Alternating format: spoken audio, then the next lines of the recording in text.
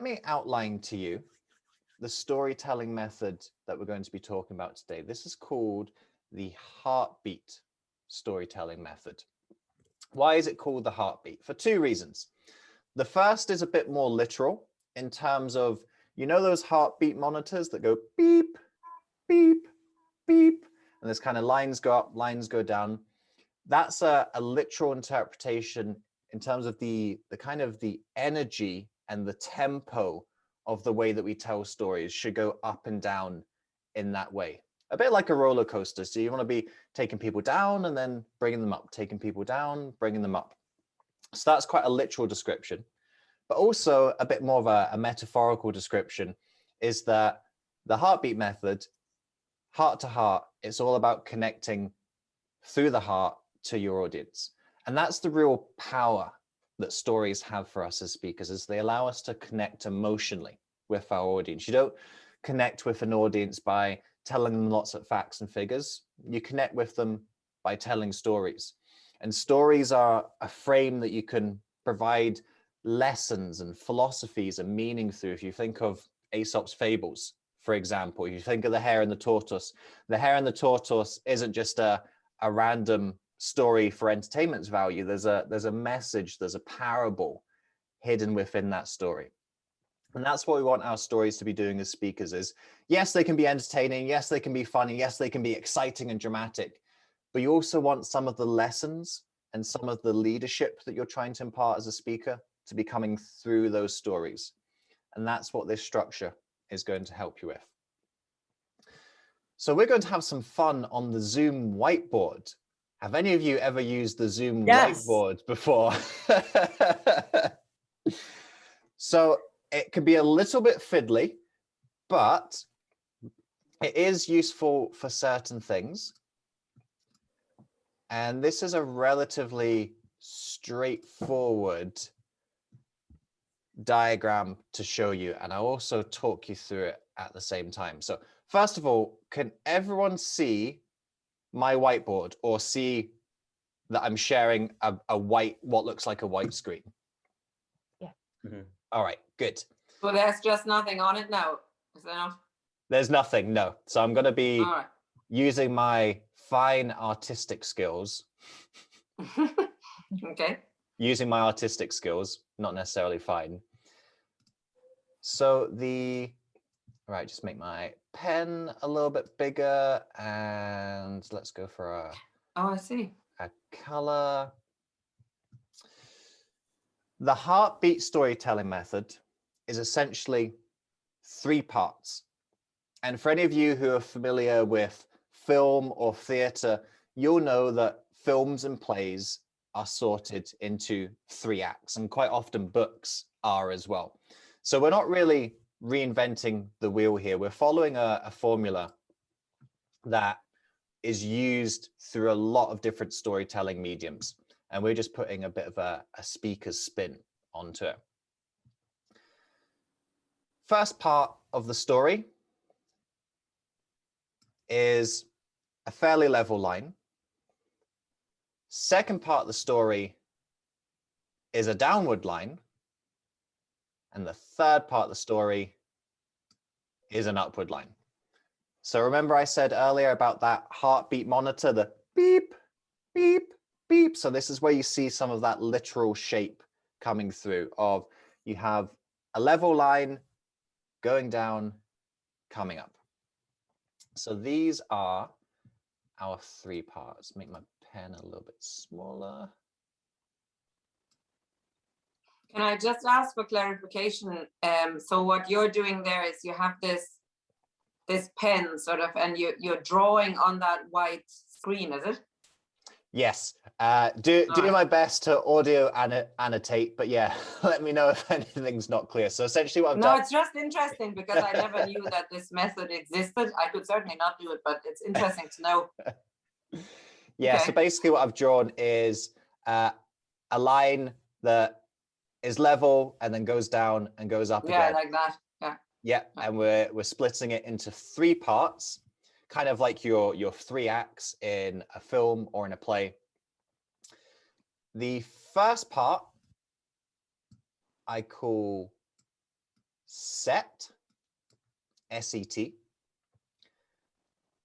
Second part, drop. And the third part is a word that'll be familiar to most of you, is rise, as in rise and inspire speakers. Who could have guessed? Yeah, I don't have many points for artistic skill and not many points for creativity either. So these are your three parts of the story, the set, the drop, and the rise. And you're trying to do something different in each of these three parts. And rather conveniently, the things that you're trying to do in each of these parts all begin with C. I'm just gonna move the pictures of you guys so that I can, there we go, so I can draw these in. So in the, there we go. In the first part of the story, when you start telling a story, there's two words beginning with C that you're really trying to establish with your audience. Can anyone guess what those two words might be? They both begin with C. Connection. Keep that in mind, Morag. You've got the right word, but that's Okay. not in this section. So Okay. remember that you said that, and then I heard something Yeah. else. Who said another word? I said context. Context. Yes, that is one of them. And maybe characters? Yeah, there we go. Oh, good. We've got some smarty pants in the room today. You're absolutely right. The two things you want to establish at the beginning of your story is a character or characters. You need at least one character, and you need some context. So you couldn't tell a story which is just focusing on a garden, because there's no character in that garden. And there's also no context as to, well, why are we in the garden? Why are we focusing on the garden? What's important on the garden?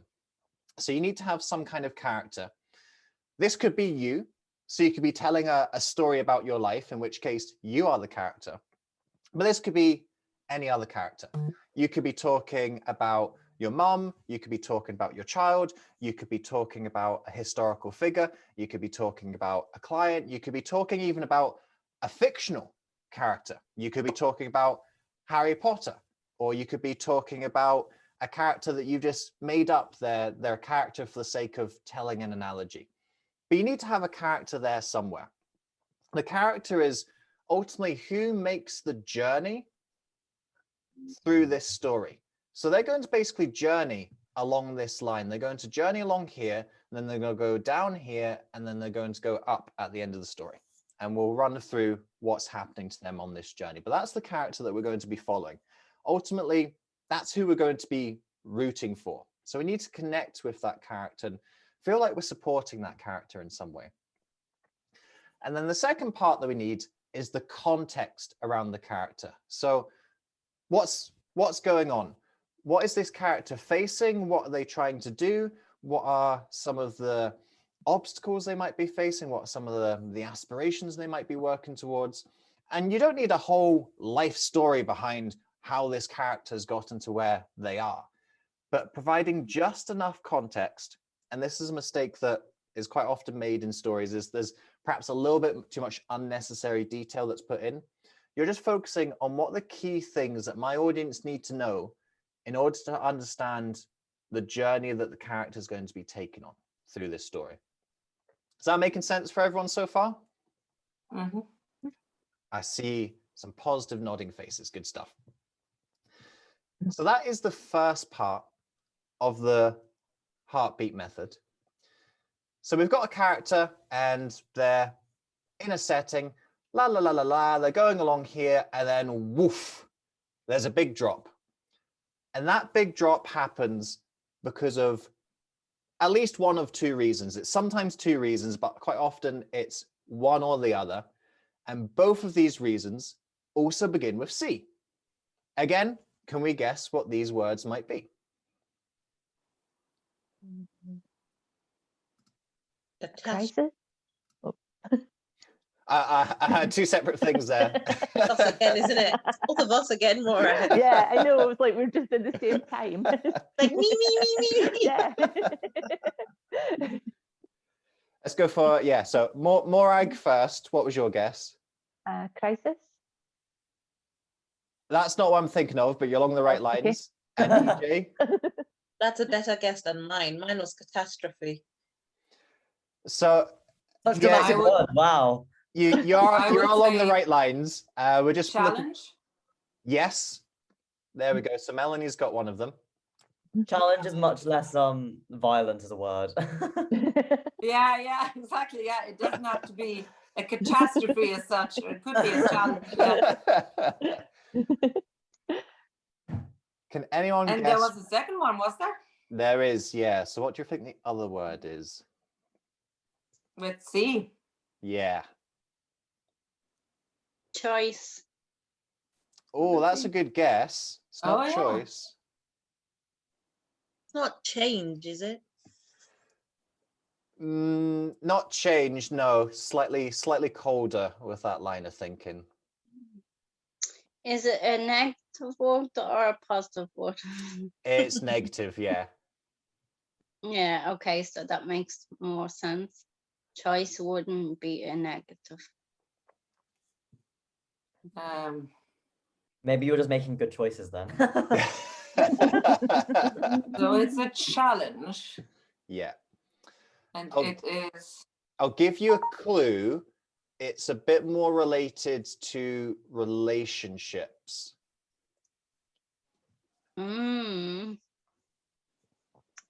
So a problem with a relationship, something like that.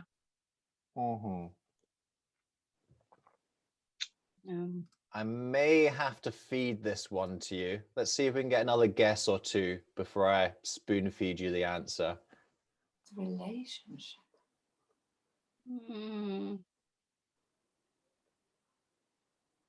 Challenge.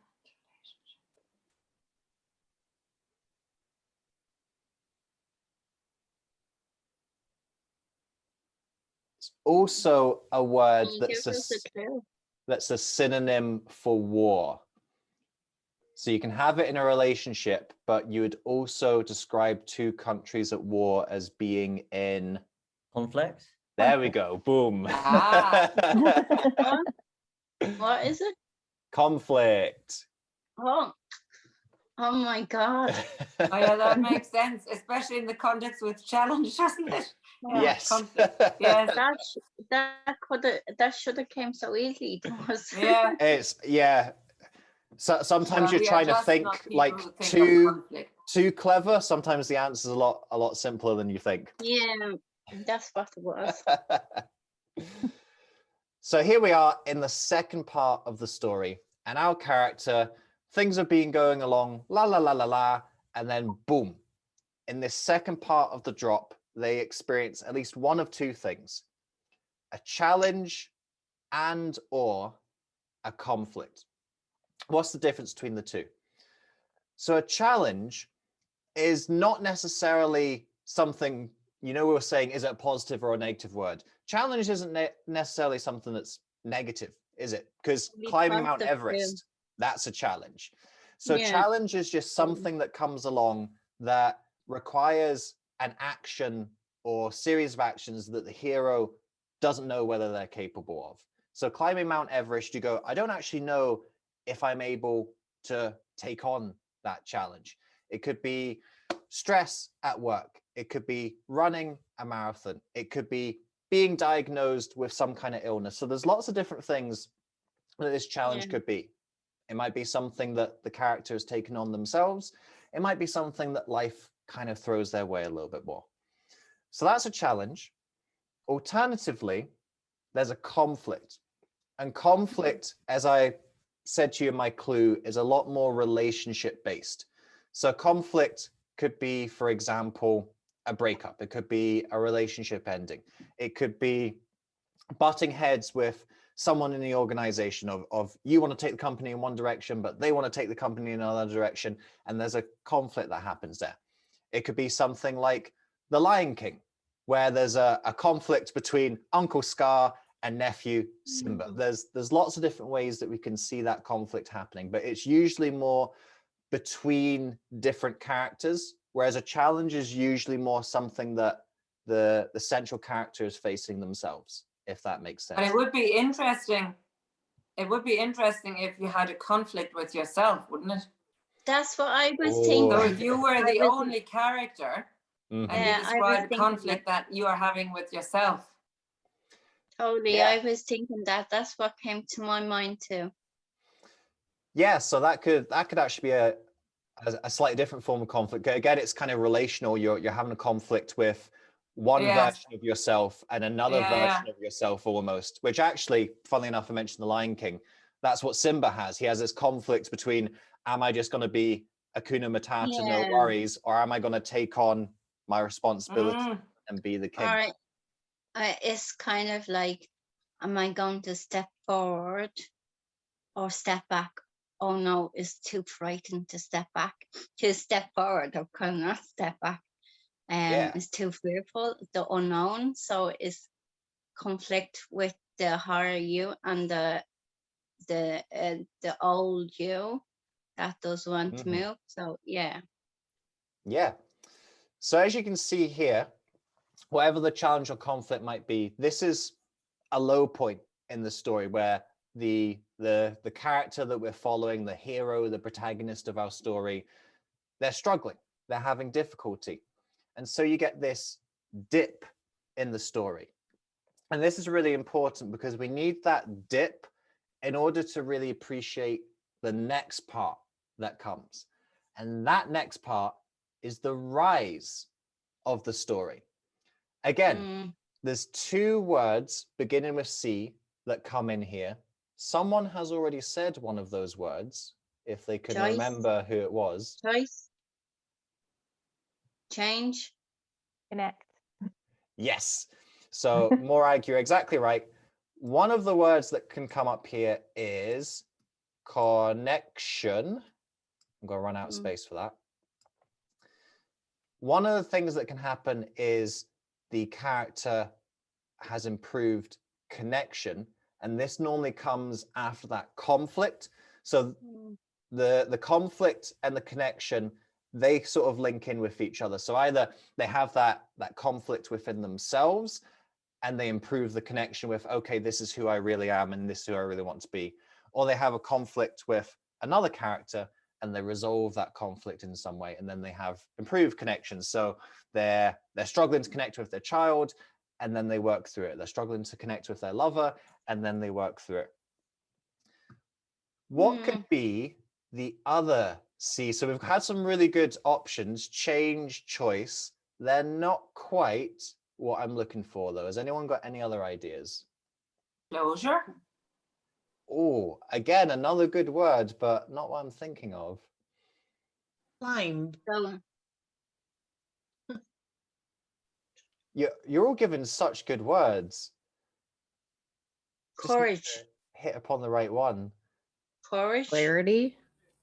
Oh, the courage and clarity again are brilliant. Still not what I'm looking for. Maybe this is a sign that you need to rethink the Give us words a and you clue. use it.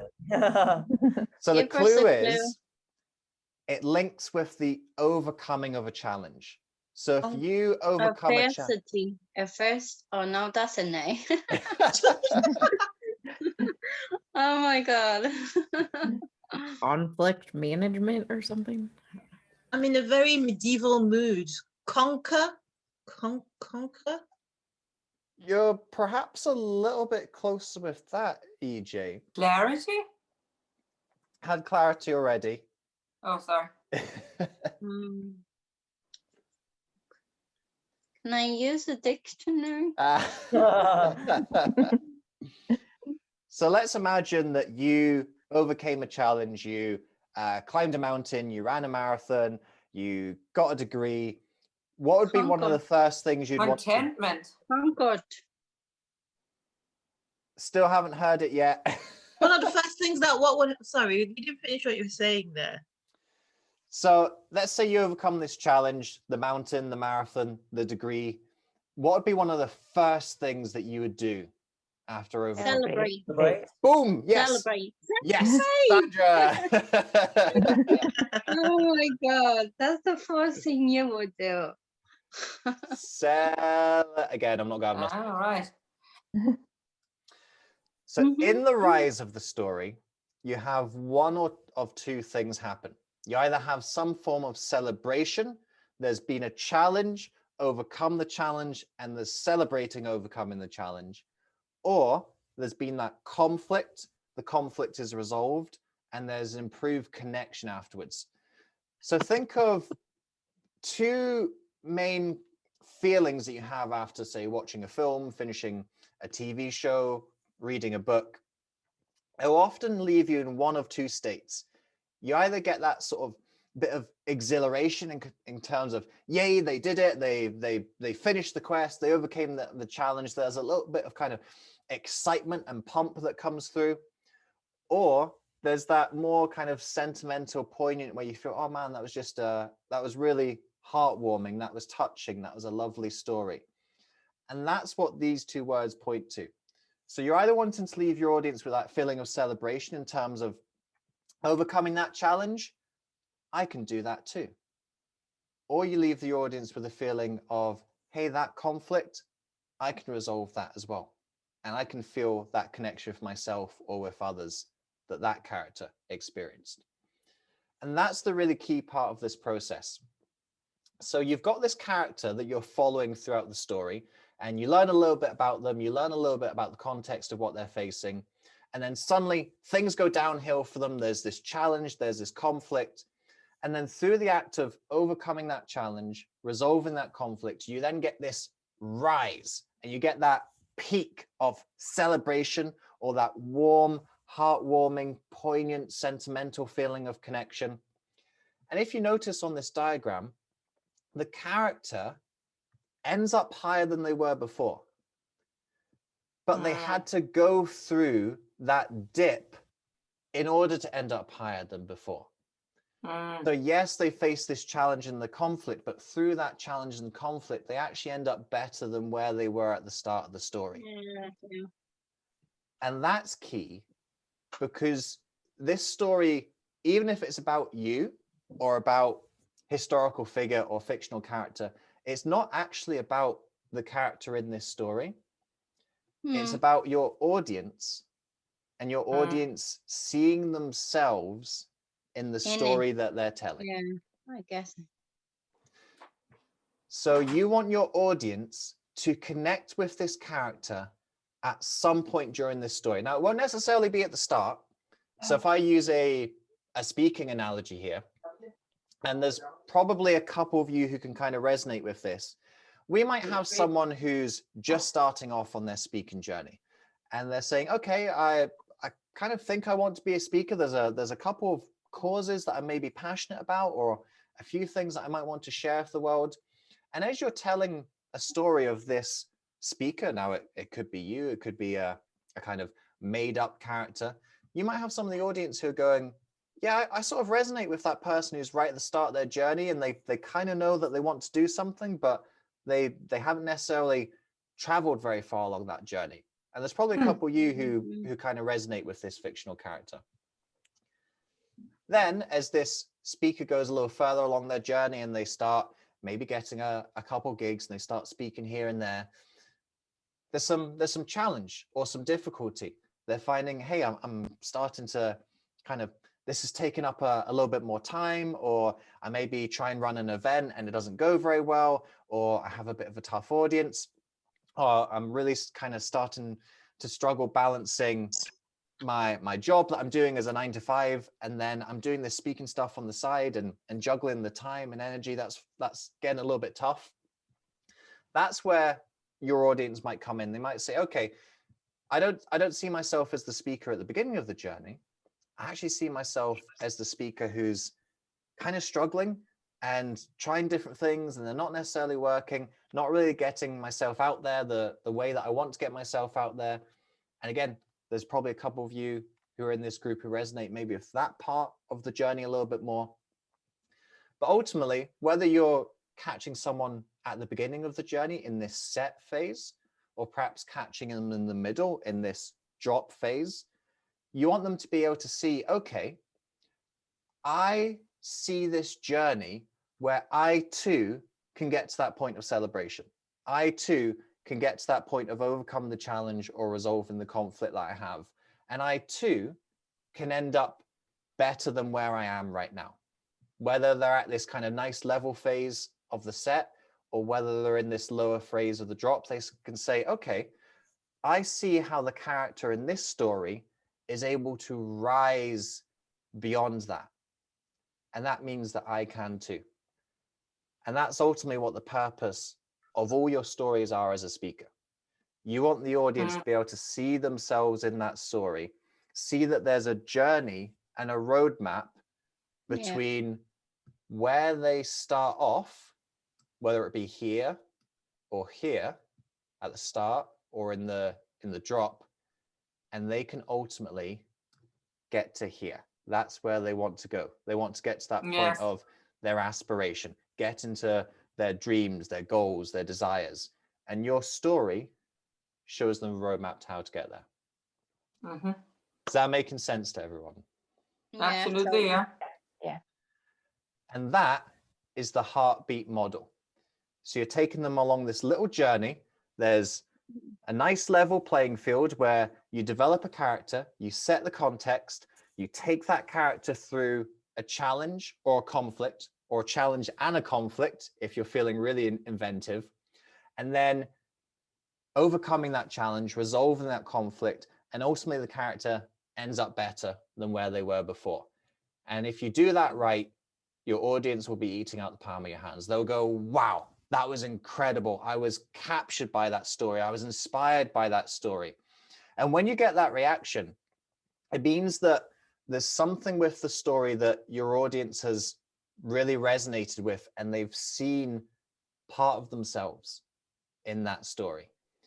And that is when you've really done your work as a speaker, when you've created that connection with your audience. And there's no better technique for having that feeling than through telling a really good story.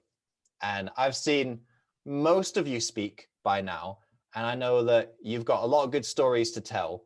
And by putting it into this structure and being aware of some of those checkpoints that you want to hit, you can turn those stories that you have into something that's really polished, really refined, and really works for your audiences. Yeah, I'm just thinking of a lot of stuff, actually. It's very interesting. Yeah, it's really so, yeah, it's really a very clear model, isn't it? I like it so much. It breaks it down more better. Well, as it's a very good model and you like it so much, how would you like to give it a shot and try telling some stories using it? Do you know what? I was actually thinking that. Yeah, me too. Is he not putting us on the spot? He usually does by now. You know? But only if we can decide our own story. Yes, so I've got a couple of prompts for you, and they're prompts that are designed to feed in to this structure. So I'm not trying to trick you and catch you out. There'll be prompts that automatically put you into this structure, and it's just a case of trying it out with some of the stories that you have. So what I'll do is I'll come off the whiteboard. Now, do I have to, can't remember, I think I have to close that. Oh yeah, there we go. Can everyone see everyone else's boxes on the screen again? Yeah. Boom, yeah, there we go, nice and easy. So keeping that in mind, and keeping in mind some of those things that you're wanting to bring into the story, character and context, challenge or a conflict that leads to a celebration or connection. My first prompt for you, the first story, and this is just open to anyone. Tell us about a time that you overcame a challenge. There we go. Nice and broad, nice and open. There's all sorts of things you can put into that. Who would like to Okay. Oh, Melanie, yeah, go for it. Okay. Tell us about a time you overcame a challenge. Okay, so we find ourselves in 2017, to be exact, on the 29th of May, 2017. And my late husband and I have decided to come on a journey. And we find ourselves at Marrakesh Airport, where we want to get a taxi to bring us to our hotel, which is literally on the other side of this huge and very unfamiliar city. And we find a taxi outside the airport. There's lots of traffic there, and we decide to get into the first taxi that we can find. And we tell the driver in very broken French and English as well, which the driver can't understand, where we want to go. It's late evening, it's about 10:20. It's really hot, and all we want to do is to get to our hotel because we are really tired after the long flight from Dublin. And as we are driving through the night, and the taxi driver is turning around all the time saying, "We're nearly there, we will get to your hotel in a couple of minutes," we get really tense. And we felt very challenged by this because we had heard so many stories of especially tourists not being treated very well in those places. White people, you know, from somewhere in Europe, not speaking any French, not speaking any Arabic. And later we would discover that the very same things would run through our minds of, what if he's going to do something to us? What if he's going to rape me and rob Paul, or rape me and hit Paul unconscious, or whatever? You know, lots of things were going through our minds. And we got very tense, and Paul told the driver to stop at some point, which wouldn't have been very useful because it would have been in the middle of nowhere. So I told him to keep going. And so not only did I feel challenged by thinking all those things about the driver and what he might do, but also by Paul, who was continuously trying to get us out of this situation. But hey, our suitcases were in the boot. You know, we couldn't just jump out and run. So eventually the driver turned around one more time and he said, "We will be there in a couple of minutes." And I actually said to him, I got my school friend together and I said to him, "Look, if we are not there in 5 minutes, I'm going to open the door in this traffic that we had by now arrived into." You know, we were now in the center of Marrakesh. And I said, "This is certainly going to cause a bit of trouble, so drive us to our hotel." And he turned back and drove on. And then eventually he stopped and he said, "Okay, you can get out here because there's actually no access to your hotel by car. You just have to take your suitcases out of the boot, pay me, and then go to your hotel." And at that point, I felt really ashamed of myself because I realized that all along I had made judgments about what the taxi driver might do and what those people in those countries do.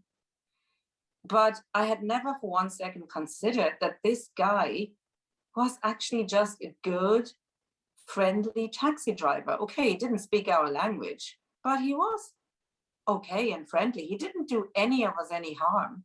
And it was just me, or us, as I was later going to discover, who made him so bad. So we got our suitcases out of the boot, and this driver organized a guide for us, which is apparently what they do there. You know, you get a guide, and that guide brings you through these very narrow lanes to your hotel entrance.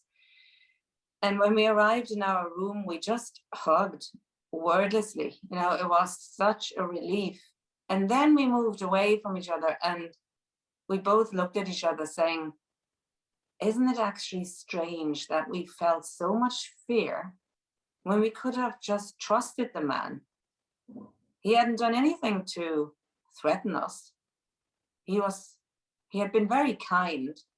And there we had been with our thoughts, only spurred on by media and probably false media, you know, and it was just a very nice moment of relief standing in that hotel room.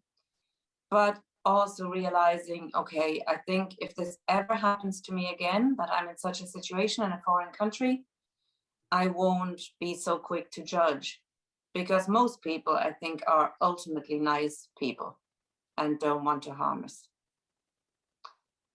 Thank you so much for your attention. Round of applause for Melanie, everyone.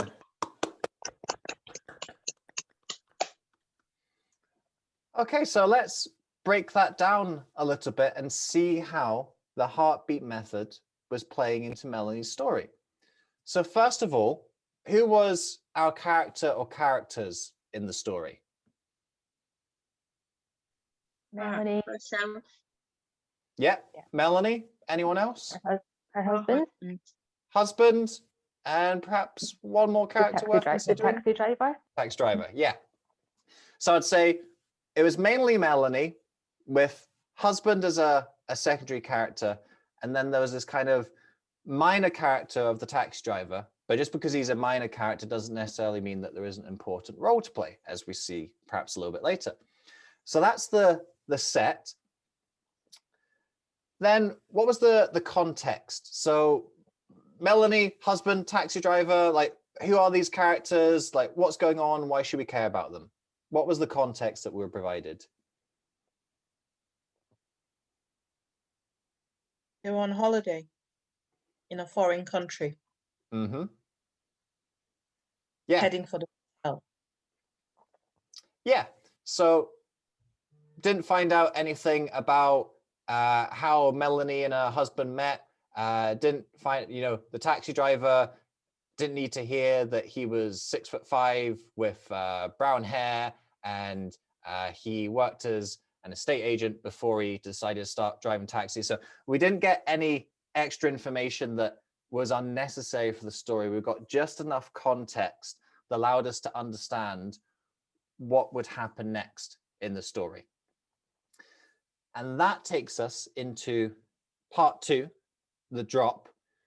What was the challenge that came up in the story? Or being nervous and intense fear Mm-hmm. of the unknown, fear of the unknown in the country of another person. Yeah. What are some of these fears, anxieties that are starting to come through in the story? Something's going to happen to them. Something bad might happen to them. Yeah. And why were they thinking that? What reason or justification? Where did that come from? A language barrier. Yeah, language barrier. Anything else? Second-hand information. Yeah, so that secondhand information, which was perceptions of what might happen Situation. in that situation, Yeah. being in a taxi in a foreign country. Okay, yeah. So that's important, because in terms of thinking, what's the challenge that was overcome? The challenge wasn't getting out of the taxi. That would have been a whole different story. If this was an actual kidnapping scenario, the challenge would have been actually getting out the taxi and escaping. So the challenge isn't the perceived fears. The actual challenge is, where were those fears coming from? The biases and the stereotypes of being in that scenario. Her thoughts of it was coming from her own fears, probably fears of if she knew that person or known of that person, maybe. So maybe it came from her own fears in life. I don't know. Who knows? No one knows, only when she was in that situation, how maybe she got triggered. Mm-hmm. Who knows? It came from a thought. But whatever she felt in that situation, it triggered a thought within her. Yeah. And so that forms the basis of the challenge, part 2, the drop, and in the kind of the bottom of this situation is all of the catastrophizing of what's going to happen, planning the escape route. I'm just going to open the door and I'm going to jump out, starting to make plans for her husband. And then we get into that third part of the story, the rise. And what was the ultimate celebration that occurred? Where did we get to the high point of the story? She kind of realized in her own thoughts, actually, this guy is pretty nice, like, and I kind of judged him wrong, because of how I felt in the situation of the, I think may not have been her own fears, maybe what I got, fears from social media, fear from what she heard on TV of being influenced by other people saying what can happen if you're in a new environment, or if you feel not right in yourself, what can go wrong. So she kind of was influenced by other people, probably on the TV. It could be that. Who knows?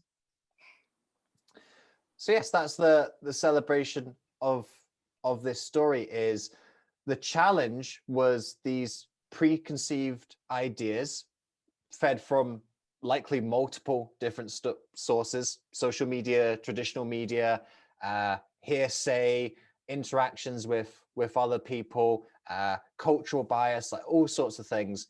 That was the challenge, but the challenge was overcame in realizing, hey, the taxi actually took us to where we were going, and this guy really just was a taxi driver who is a nice guy doing his job and being helpful. So the final question is, who else here has an experience of maybe having some preconceived ideas about someone or a situation and finding out those preconceived ideas were a false fear? Raise your hand if you've ever found yourself in that kind of situation. Of course, we're human, aren't we? And that's where we resonate with the story. Now, I mean, I some don't of know, us... what I'll say is that, like, I don't know, personally, even if things work out fine, like, I never feel guilty about being like, oh, and I was wrong, because I could have been right. So I'm like, you know, it's nice that I'm wrong, but I could have been wrong, so I'm not going to feel bad. Yeah, and that could be part of it as well, as saying, hey, you know, I maybe had those fears, but ultimately it all worked out fine. But also saying, hey, look, I can kind of understand where those fears might have come from, or I'm not going to judge myself, or I'm not going to feel guilty, because, you know, you do want that instinct. If Melanie was in a dodgy taxi and she was getting those danger signals, being able to act and say, okay, I do feel that I'm actually in danger here and I am going to act. But in this particular case, she's going, actually, those were unfounded ideals. And I maybe did fall into the kind of space of judgment and fear a little bit too much in this scenario. So yeah, the lesson could change slightly depending on ultimately how the story ends. But for everyone raising their hands, we could see ourselves in Melanie's story. Now, we might have never been to Marrakesh. We might have never had a taxi journey where we felt maybe a little bit unsettled about that taxi journey, but we can see a similar scenario where we felt some of those experiences. And that's the beauty of a good story, is that the story doesn't resonate with you because you've gone through something exactly like it. It resonates with you because of the common human experience that's in there. So when you come to thinking about perhaps some of your own personal stories, or some of the stories that link in with your topic of expertise, just remember that even though your audience might have not gone through that exact series of events, if you're hitting on some of those key facets of common human experience, the audience is still going to resonate with you, as we all did listen to Melanie's story, even if we've never been in that exact scenario. Does that make sense? Yes. All right. Okay. In that case, let's go for one more before we have our break. This time, your prompt is, so we had one prompt, which was tell us about a challenge you overcame. Now we're going to go for the other aspect that this story can run through. Tell us about a time that you resolved a conflict. Who wants to give that one a shot?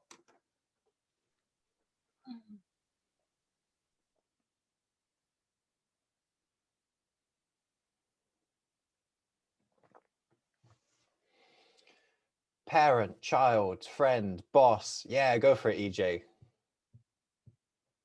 I have a story based on one of my speaking situations. I was invited to speak last year, October, and it was, you want us to use the method, don't you? That's what, I Yeah. haven't just got this wrong. Okay. Yeah. So yeah, so it was going to be one of my I think it was the first proper invitation to speak where I was going to get paid. So as you can imagine, I was extremely nervous. I was going to be speaking speaking to the NHS in Oxfordshire during Black History Month. And I was extremely nervous. Not just that, I didn't want to let the client down. I was going to get paid. I wanted to feel like they got value for their money. But to make things even worse for me, I was going to be talking on Black Lives Matter. And before I even spoke, before the day, somebody put a complaint in about my talk. They'd never seen me. They don't even know what I'm going to talk about. They just know this was Black History Month and it was going to be relating to, or so they thought anyway, it was going to be a Black Lives Matter speech. And they put a complaint in. And that just, for the first, say, couple of days, completely just floored me. I just felt, they haven't just put a complaint in, they've written to the CEO of the NHS in Oxfordshire, complaining and making all sorts of threats about my talk and stuff. And I was approached then to sort of, the clients then tried to coach me on what to say, what not to say, but even they hadn't heard my talk yet. Now, I know that talk was good. David, you told me that talk was bloody excellent. So I said to them, how about you just trust me? You know, I've come recommended by somebody. So I understand that you are nervous because it is, you know, highly politically charged season at the moment. And this person who has put a complaint in, I know that they have really sort of like made everybody really nervous, including the CEO. He was now going to attend my talk because they didn't want any racial tension and all that kind of stuff going on. And I think for the first time, I properly recognized me then taking my own advice and trusting myself. You know, this is a talk that I've done before. This is a talk that I believe in. It is a talk that people I trust believe in. My choice is either that I just say, okay, do you know what? Let's just leave it. Get somebody else or get somebody internal, or I agree to, without them even realizing, I agree to water down, you know, become hypersensitive to their fears and water down what my message was going to be, or I just go for it as I know, go for it in the way that I believe I should deliver it. So my bold step was to tell them to please just trust me. I mean, I had to get to a point where I trusted myself. And I said to him, don't worry, just take a chance. I know you don't know me. You haven't heard this talk. All you've heard is that it's a good one. How about you just trust that? So they did. And I delivered this talk. And I think I've never seen feedback like that in my life. I was waiting for this guy to pop up during the question and answer time. He didn't, so I ended up not even knowing who he was who had made the complaint. And the feedback I got was they gave me very comprehensive feedback of what each person said, and it was fantastic. And then they did a pie chart of people's responses to my talk, and 95% said it was excellent, and 5% said it was very good. So as a result of that, I've done it over and over again. Round of applause for EJ. Mm.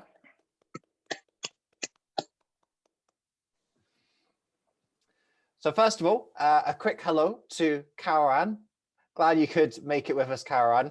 I apologize. I had in my head 7:30 and I had something else on. Oh, it's And the then start rather than the end, yeah.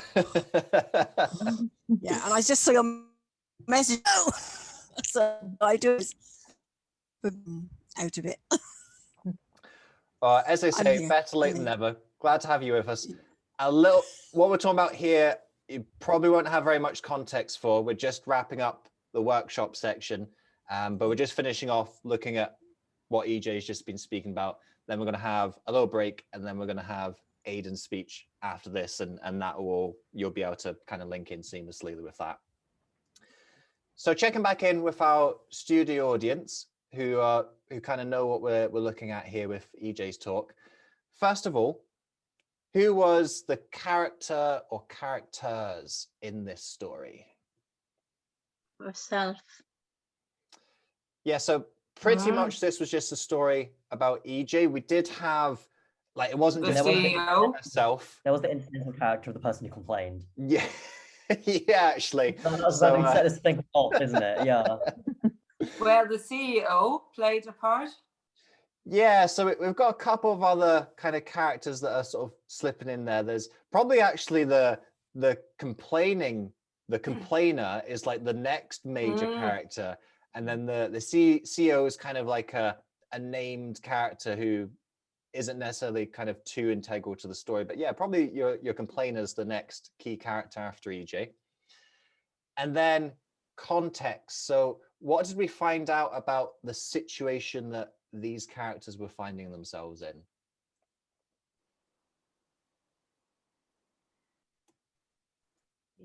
EJ had been invited to give a talk, and the complainer complained without knowing anything about her or anything about the talk, purely because it was a talk as part of Black History Month, and they made an assumption.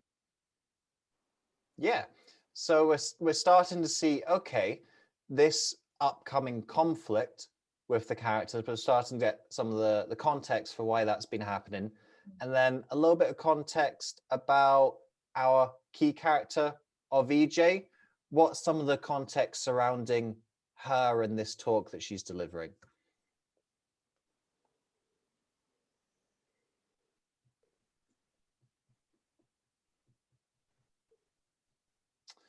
Perhaps the stakes of this talk? Well, and also a bit like my story was like, that people think that she will, of course, talk about lives matter, Black Lives Matter, and that is actually a what would you say? Like that's a preception, like a prejudgment, you know, because nobody really knows, but they just think that it is going to be about that. Then she was recommended to do this talk, but the complainer, of course, doesn't know. Yeah, so we've got, again, some of those biases and preconceived notions coming in. I'm thinking more about, who is EJ speaking for? Who can remember who she was speaking for? What organization? The NHS. NHS? Is that kind of small potatoes? Yeah, NHS, nothing much. Oh, just the NHS, right? Yeah. So kind of a big deal, speaking for the NHS, isn't it? So there's a bit of pressure and there's some stakes. So when EJ ultimately encounters this conflict, there's maybe some extra pressure and thinking, oh, because I'm speaking for the NHS, maybe I just need to be grateful for the fact I'm speaking for the NHS and perhaps compromise some of my values or some of my beliefs because of the pressure of the scenario. So some of that Yeah. might play in a little bit later as well. Oh, I see now what you meant by stakes. Yeah. Yeah. Not as in like steak and chips, as in Well, I know. steaks in the casino. Knew that. So that's a little bit of the context that's feeding in here as well. That then takes us from the set into the drop. What's the conflict that ultimately arises here? Start describing kind of how does this conflict begin to play out? I think she was kind of not doubting herself, but kind of, will I do this? Is it worth it, really? All the hassle she's getting when she's really, I think it was her beginning to come out as a speaker. So yeah, that's what she was thinking. So it was a bit of a conflict within her. Will I or will I not? Or yes, or go forward or go back. Yeah. Well, I also think what made it hard was the fact that she knew that there was somebody there who had complained in advance, and that there was somebody there who was actually, where she had to ask for that thing to be trusted. So it wasn't like, you know, she wasn't only welcomed to the stage, but it was a bit like, with a bit of worry, you know, what are you going to say? Are you going to say the right things? So the pressure was even heightened. It was not only speaking for the NHS, but it was also then people questioning whether that was really a good idea. That's what it sounded like, you know, or whether she should maybe adjust her message a little. So a big conflict, I think, like, you know, can I actually do this? Or and feeling inside herself that she should trust herself and that it was right to trust herself, but then people saying, well, I don't know, is that really right? Is it good? Don't know. You know, that sort of, she had to do a bit of convincing work apart from just preparing herself for the talk, which would have been enough, I suppose. Yeah. So here's a tricky question. What do you think is the key conflict in this story? Because you can actually point to a couple of different conflicts here, but what do you think is the key conflict that is ultimately what we're really going to take away by the end of the story? I mean, I basically, think- that people are racist. I mean, that's the whole reason why like people are talking about Black Lives Matter to begin with, isn't it? And then like this is just an example of it, isn't it? Yeah. So do you think the big conflict in this story is between EJ and the person complaining? Yeah. No. No. Self-belief, isn't it? Herself.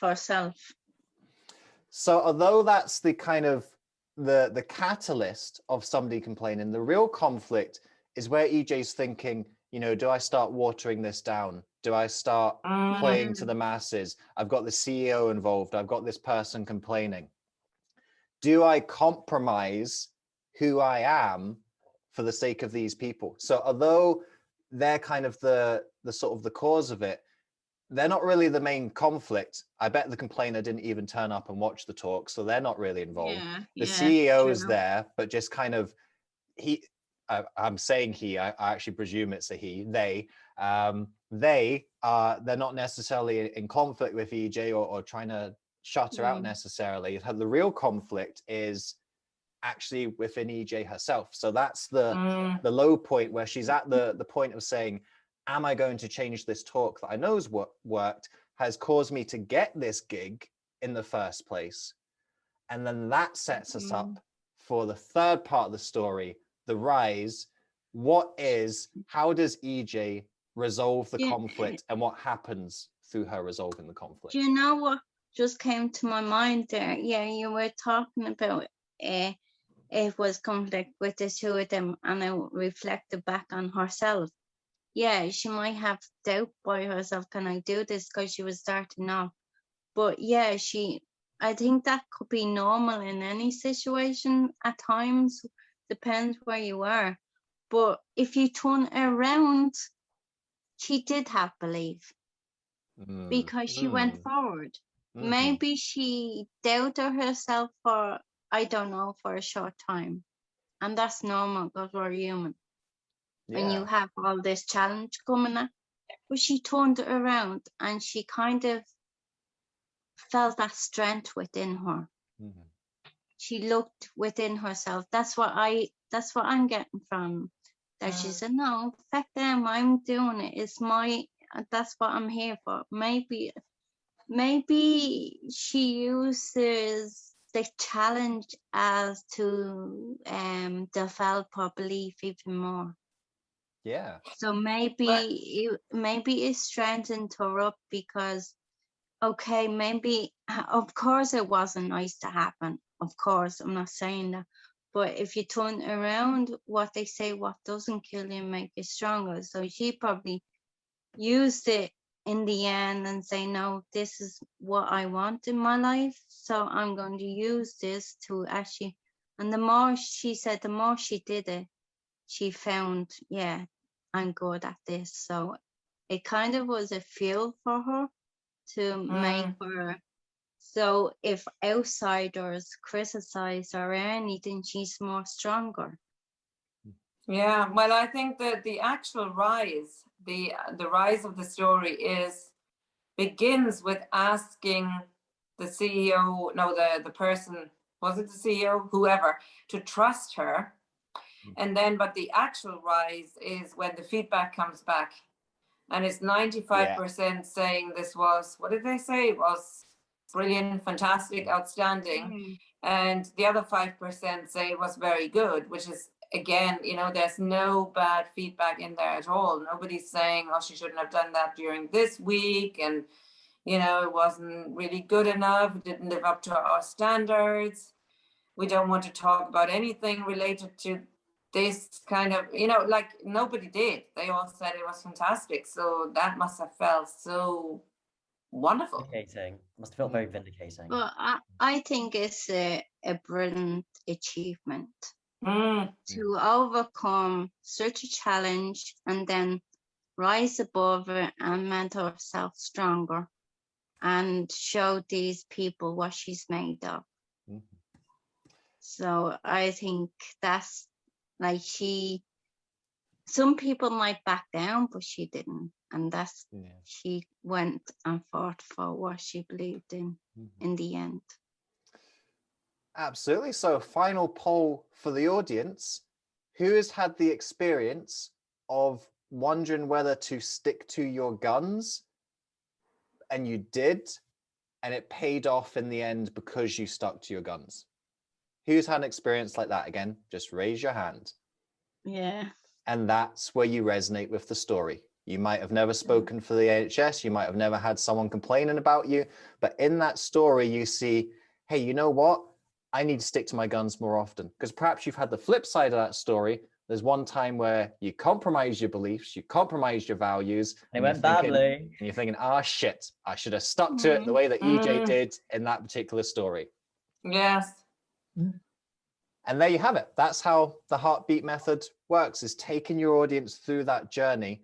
They can connect with you and come along that journey with you, even though the subject matter of what you're saying is perhaps an experience they've never gone through.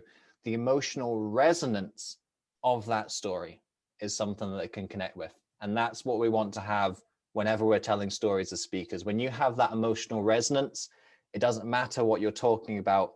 The audience will still be there with you and they'll still be hanging on to every word that you say. Yeah, true. Now, this sounds maybe like a bit of an odd question, maybe a very sort of rational question, but would you say that there is a good way of delivering speeches, as in, how long those parts should be? I mean, it's obvious that we shouldn't concentrate on detail too much. I mean, that's, that's why I didn't tell you what the taxi driver You know, it looked like, well, I couldn't have anyway, but you know, Yeah. apart from that, if I could see, I would have maybe fallen into that trap. But so do you think that there is something where we could say, okay, I have this half an hour to deliver my story or my 20 minutes, and I'm going to go approximately for this long for this part and this long for that part, as not to make it too long on any of the parts? Or does it matter?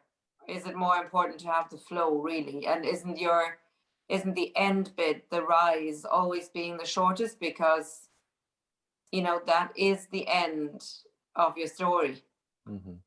What do you think? Yeah, I'd say there's a two-part answer to that. The first part, it really depends on how long you've got to speak. If you've got 5 minutes, you need to do a 5-minute version of the story. If you've got 18 minutes or you've got 60 minutes, you can tell the story in different ways. Funnily enough, Morag was pointing to the last 60 minutes earlier. I can tell different versions of that same story. I can give you the 60-second synopsis right now, which is kind of what I gave you talking about the book. That also used to be a 45-minute or 60-minute keynote for me. And so there's a different version of that story that I tell. So the first part would be, it depends how long you've got to speak in the first place, your total time. And then secondly, I wouldn't say there's a hard and fast rule for how you do it. But I would think that you definitely don't want the first and last part to be too long. You don't want to spend so much time setting up the story that people kind of, because that part of the story is very flat. That's literally the flat line. So if you flat line for too long, your audience are going to be a little flat emotionally. They need the roller coaster part, the ups and the downs to keep them engaged. So you don't want too much time there. But also, as you say, a little bit too much time at the end. And sometimes you can kind of get a bit carried away and say, oh, after overcoming that challenge, here's all the amazing, wonderful things that happened in my life. And it kind of turns into a bit of a sales pitch of like, look how wonderful my life is after this one of it. So you've got to kind of like balance that a little bit. So the meat of the story is the middle section, I would say. I imagine it probably depends on what the focus of the talk is as well. Because obviously if you've got someone who's literally coming in being like, oh yeah, I'm this great leader and this is how I got there, I feel like at that point, people are a lot more willing to listen to you talk about how amazing you are for ages, that they dragged you in to talk about how terrible your life was before or something. Yeah. In fact, what you're describing there, Aidan, is the one-part story where somebody just tells you the end and they go, here's all my achievements, here's all my accolades, and you don't resonate with that, do you? No. You don't connect with it. You're like, this person's full of it. You need that journey so that you get the context for, see, right at the end of that particular line, that line matters a lot more when you see the rest of the graph play out and you go, oh, this person's been on a journey to get there. They're not just presenting that moment in time in isolation. Can I just quickly say, this happened when I worked for BBC. We invited a lady into the radio to talk about, she wrote into us to talk about her. She said she'd gone through domestic violence, and it was something, it was relevant to that week or month or something. So it was a great guest. I invited her over, come talk about your book that you've written and how you survived domestic violence. And she came in and all she wanted to talk about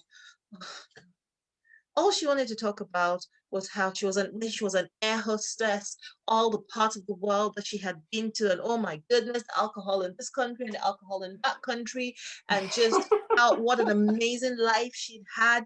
And we're sitting there thinking, domestic violence, you know, like when they beat you up, domestic violence. You know, this part of your story is lovely, but honestly, this is not what our audience has tuned in for today. They've tuned in to hear how you survived domestic violence, not what a wonderful life you had as an air hostess. We don't care about that bit. The context completely wrong for what she was supposed to be delivering. Yeah. But she was never invited back. And on that bombshell, just having a look at our time, I want to give us time for a break.